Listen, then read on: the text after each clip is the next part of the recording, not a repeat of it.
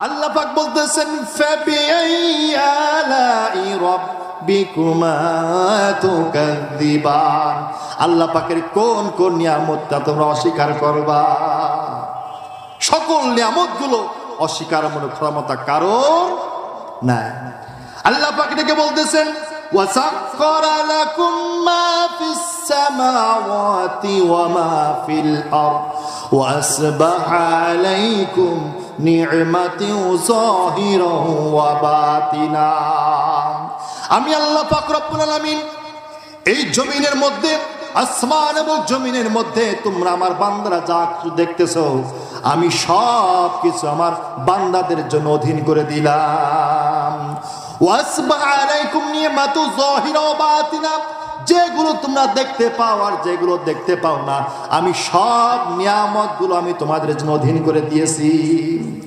একবার চিন্তা করে দেখেন, আপনাদের যে ধানের মৌসুমে ছোট্ট শুধুমাত্র ধানের বীজগুলো ছড়িয়ে দিয়ে আসছিলেন, বীজ ছড়িয়ে দিয়ে আসার পরে কিছুদিন যাওয়ার পর আস্তে ছোট্ট ছোট অঙ্কুরোদ্গম বা চারা বের হয়েছে। তারপরে ওই চারাগুলো উঠিয়ে লাইন সারিবদ্ধভাবে লাগিয়ে দিয়েছেন। কিছুদিন যাওয়ার পরে দেখবেন এই গাছগুলো আস্তে আস্তে বড় হয়ে গেছে। কিছুদিন যাওয়ার পরে আল্লাহ রাব্বুল আলামিন কোন কুদরতের মাধ্যমে ধান সৃষ্টি করে দিলেন। এই ধানগুলো এখনো আপনারা উঠাচ্ছেন, কেটে কেটে আপনার চালের জন্য তৈরি করতেছেন। একবার কি চিন্তা করেছেন আল্লাহ পাকের কোন কুদরত ওই জায়গায় গ্রহণ করেছিল? ঠিক কিনা বলেন? এই চিন্তা করলে পরে ব্রেনটা কাজ করবে না, স্বয়ং এই ব্রেনটা আল্লাহর প্রতি ঝুঁকে যাবে। চিন্তা করে দেখবেন ধানের মৌসুমে ধানের ক্ষেত্রে যে তাকিয়ে দেখবেন সমস্ত মাঠ ভর্তি সবুজ। আমি তো কিছুদিন আগে আসছিলাম, যখন ধান পুরো মাঠ ভর্তি ছিল সবুজ আর সবুজ, তখন আমি আসছিলাম, দেখছিলাম যে পুরো মাঠ এত সুন্দর দেখা যাচ্ছে।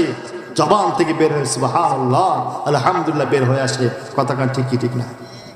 এগুলো দেখলেও কি একবার চিন্তা করে মনে হয় না যে আল্লাহ পাক একজন আছে? ঠিক কিনা বলেন? তাহলে আবার দেখুন আমার ভাইয়ারা, এই তিনটা জায়গায় ছাড়া কোথাও কিন্তু মৌমাছিরা বাসা বাঁধবে না। এক নাম্বার হলো পাহাড়ের উপরে, 2 নাম্বার হলো গাছে, 3 নাম্বার হলো বিল্ডিং এর তলায়। এবার আসুন, মৌমাছি আর গুয়ে মাছি কিন্তু একরকম না। ঠিক কিনা বলেন? বারান্দার সামনে আপনার গুয়ে মাছি হাজারে হাজার ভরে যাচ্ছে, ঝাঁটা বা বারুদ যাকন মারতেছেন, জুতো দিয়ে বাড়াচ্ছেন, স্যান্ডেল দিয়ে বাড়াচ্ছেন, যা দেখেন তাদের মাইরে মেরে ফেলতেছেন।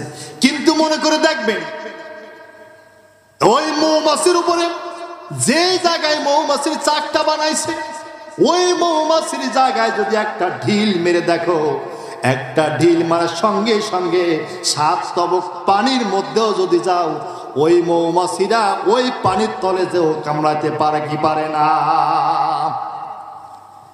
গুয়ে মাছিকে মারলে পরে কিছুই কয় না, কিন্তু মৌমাছির উপর আঘাত করলে আঘাতের আগে কিছুই করবে না। মৌচাক থেকে মৌচা মধু বের করে খাও, কিছুই বলবো না। কিন্তু আঘাত করলে পরে ওই মৌমাছি এক ঝাঁক একসাথে এসে তোমাকে এমন কামড়ানো শুরু করবে, মনে করবে 7টাই কামড়ালে পরে একটা কেটো সাপের বীজ বহন শুরু হয়ে যায়। তাহলে গুয়ে মাছির বিষ বেশি না, মৌমাছির বিষ বেশি? আমার কলেজের ভাইরা,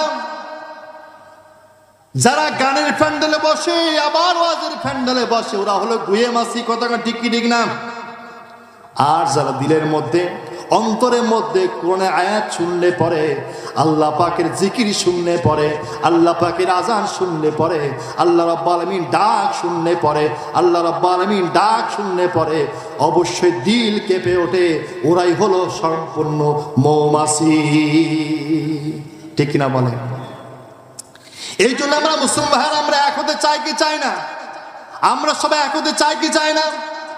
আমাদের যে যেভাবে চলি না কেন, কেউ জামাত ইসলাম, কেউ বিভিন্ন আট্রসিক, কেউ চরমনাই, যে যে পথে চলি না কেন, যখন রাজপথে এসে যাবে তখন কিন্তু আমরা সবাই এক। ঠিক কি ঠিক না? আমাদের প্রভু এক। ঠিক কি না?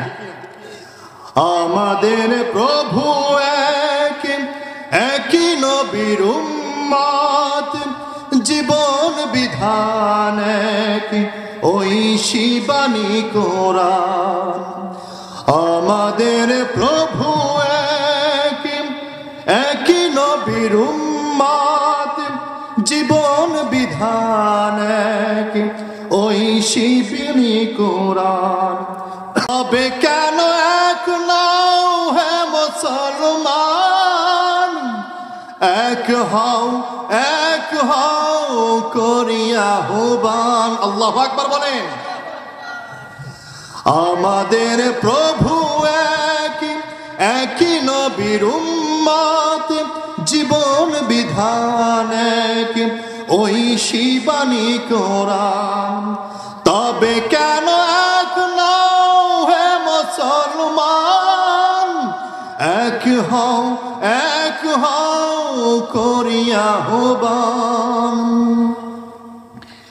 বাইতুল্লাহ এক মদিনা শরীফ এক উহুদ পাহাড় এক বদরের মাঠ এক একটা তো জীবন আর একটাই মরণ একটা তো জীবন আর একটাই মরণ সকলের তরে আছে একই স্থান তবে কেন এক নাও হে মুসলমান এক হও করিয়া আহ্বান তবে কেন এক নাও হে মুসলমান এক হও করিয়া আহ্বান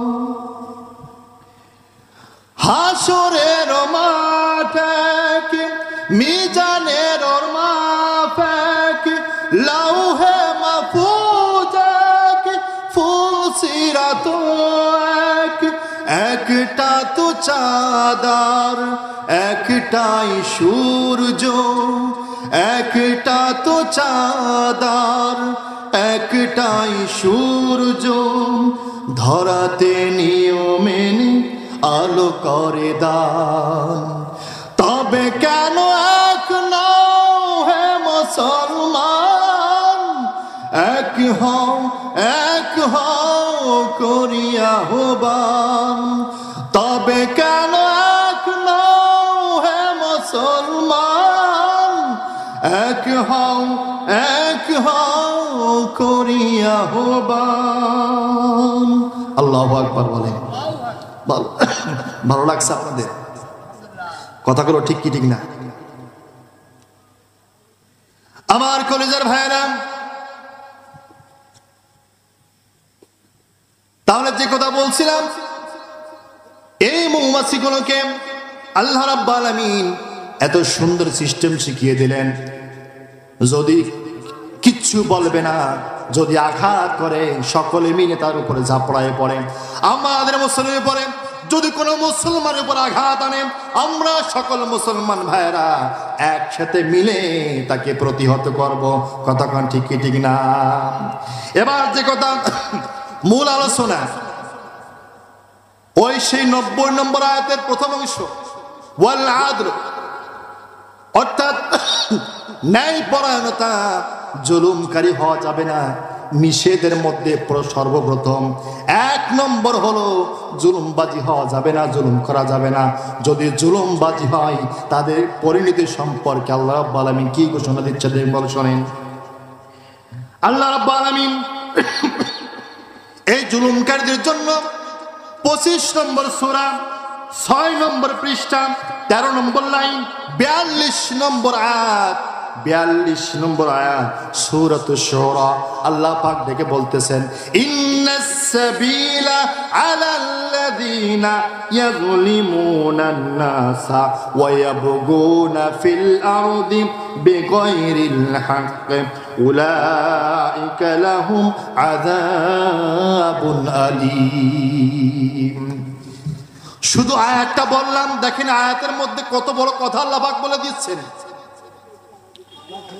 অন্যায় ভাবে বিগয়রিল হক অন্যায়ভাবে কোনো মানুষের উপর যদি জুলুম করে, নির্যাতন করে, আল্লাহ পাক রব্বুল আলামিন কাল কিয়ামতের ময়দানে ওই সকল জুলুমদের বিরুদ্ধে আল্লাহ পাক মামলা দায়ের করবে, আর ওই মামলার বাদী আল্লাহ পাক নিজেই হবে। আমি কি কথা বানিয়ে বললাম? কথা বানিয়ে বলতেছি? যদি বিশ্বাস না হয় 42 নম্বর সূরা 42 নম্বর আয়াত সূরাতুশ শুরা, এই আয়াতটা বের করে তারপরে অন্ততপক্ষে আরবির বাংলাটুকু পড়ে দেখবেন। এই সমাজ থেকে যদি কেউ কারো প্রতি বিচার, যেমন সালিশি করে, কেস করে, কেসের বাদী যদি একজন সামান্যতম একজন গরিব হয়, তাহলে সকালে কেস করলে পরে বিকেলে বের হয়ে আসবে, ঠিক কিনা? আর ওই কেসের বাদী যদি একজন চেয়ারম্যান হয়, তাহলে কমপক্ষে 1 মাস সময় লাগে বের হতে। আর ওই কেসের বাদী যদি একজন স্বয়ং প্রধানমন্ত্রী হয়, তাহলে যাবজ্জীবন কারাদণ্ড, ঠিক কিনা বলেন? ও মুসলমান ভাইরা, যদি আমরা এরকম ভাবে জুলুম করি, অত্যাচার করি, ব্রেন দিয়ে, বুদ্ধি দিয়ে, মগজ দিয়ে, শক্তি দিয়ে, পাওয়ার দিয়ে, অর্থাৎ সর্বদিক থেকে কোনো মানুষ যদি কোনো মানুষের উপরে অন্যায়ভাবে জুলুম করে, নির্যাতন করে, আল্লাহর কসম করে বলি ও মুসলমান ভাইরা, তোমার বিরুদ্ধে মামলা দায়ের করবে স্বয়ং আল্লাহ পাক নিজেই। কথা বুঝে আসছে? কেসের তো বাদী আর বিবাদী পক্ষ বিপক্ষ থাকে, ঠিক কিনা? আর এই জুলুমকারীদের বিপক্ষে, জালিমদের পক্ষে হয়ে আল্লাহ রাব্বুল আলামিন কেসের ফাইল জারি করবেন, আর কেসের বাদী আল্লাহ পাক নিজেই হয়ে যাবেন। তাহলে আল্লাহ পাক যদি কেসের বাদী নিজেই হয়ে যায়, তাহলে তার কি আর যে রায় পার উদ্ধার করার যাবজ্জীবন কারাদণ্ড ছাড়া, যাবজ্জীবন জাহান্নাম ছাড়া আর উপায় আছে? আমার কলেজার ভাইয়েরা, কথার মধ্যে কথা চলে আসে, একটা হলো হকুল্লাহ, একটা হলো হকুল ইবাদ। অর্থাৎ আল্লাহ পাক রব্বুল আলামিনের হক আপনি নষ্ট করেছেন, নামাজ পড়েন নাই, রোজা রাখেন নাই, হজ করেন নাই, যাকাত দেন নাই, আল্লাহ পাক রব্বুল আলামিন ইচ্ছা করলে মাফ করতে পারেন। কিন্তু কাল কিয়ামতের ময়দানে যে সকল মানুষ অন্যায়ভাবে মানুষের হক আপনি নষ্ট করেছেন, আল্লাহ পাক বলবেন ওই বান্দার থেকে আগে ওই হকের তওবা করে আসো, তারপর আমি আল্লাহ পাক মাফ করব। আমার ওই বান্দার হক আমি কখনো মাফ করতে পারবো না। তওবাতুন নসুহা মূল কারণ, উদ্দেশ্য হলো এটাই, অন্যায় যেখানে তওবা, সেখানে অন্যায় করেছেন আল্লাহর সাথে, আল্লাহর কাছে তওবা করবেন। আর তা না যদি শুধু আস্তাগফিরুল্লাহ রব্বি মিন কুল্লি যামবি বলে কি এইভাবে তওবা করলে কি তওবা হবে? এক কথা হলো অন্যায় যেখানে তওবা, সেখানে অন্যায় করে আল্লাহর কাছে, আল্লাহর হক নষ্ট করেছেন, আল্লাহর কাছে মাফ চান, আল্লাহর কাছে তওবা করেন। আর মানুষের হক নষ্ট করেছেন, মানুষের কাছে আপনার তওবা করা লাগবে। মানুষের কাছে তওবা না করলে পরে আল্লাহ পাক তওবা কবুল করবে না। সম্মানিত উপস্থিতি, আমার কথা বুঝে আসছে সবাই? সর্বশেষ মেসেজ আমি আপনাদেরকে দিয়ে শেষ করব ইনশাআল্লাহ। আল্লাহ রাব্বুল আলামিন ডেকে বলেন, মাইয়াবতাগি গায়রাল ইসলাম দীনান ফালাই ইউকবালা মিনহু। সর্বশেষ মেসেজটা, ও যুবক ভাইরা, বৃদ্ধ ভাবি যারা, তোমাদের হাতে ধরে, পায়ে ধরে, তোমাদের হাত দুখানা আমি ধরে বলি, আল্লাহ পাক রব্বুল আলামিন এই আয়াতের মধ্যে ডেকে বলতেছেন, ও আমার বান্দারা, ওমাইয়াবতাগি গায়রাল ইসলাম, ইসলাম ছাড়া অন্য কোন ধর্ম মন্ত্রকে যদি নিজের জীবন আদর্শ হিসেবে গ্রহণ করে নাও, আমি আল্লাহ পাক রব্বুল আলামিন ঘোষণা করে দিলাম, ফালাই ইউকবালা মিনহু, তোমার থেকে একটা সিজদা আমি আল্লাহ পাক কবুল করব না। আমার কথা বুঝছেন? আমার কথা কি সংক্ষিপ্ত বাংলা অনুবাদ বুঝতে পারছেন? আপনি যে যাই করেন না কেন, আপনি হজ করেছেন, নামাজ পড়েছেন, আপনার দান সৎকার সব ঠিক আছে, আপনার কোনো দিক দিয়ে অভাব নাই, কিন্তু মনে মনে আপনি যদি অন্য দল, অন্য মত আপনার আদর্শ হিসেবে গ্রহণ করে নেন। আল্লাহ পাক বলতেছেন ফালা ইউকবালা মিনহু, তোমার হজ, তোমার যাকাত, তোমার রোজা, তোমার দান সদকা, তোমার যত ইবাদত আছে আমি সবগুলোকে বরবাদ করে দিলাম। আমি কথা কি বানিয়ে বললাম? আমার কলেজার ভাই, যাই হোক, যতটুকু কথা বললাম, আমি আপনাদের ছোট মানুষ, আপনাদের সন্তানের বয়সী, কারো ছোট ভাইয়ের বয়সী, আমার কথা যদি কেউ কষ্ট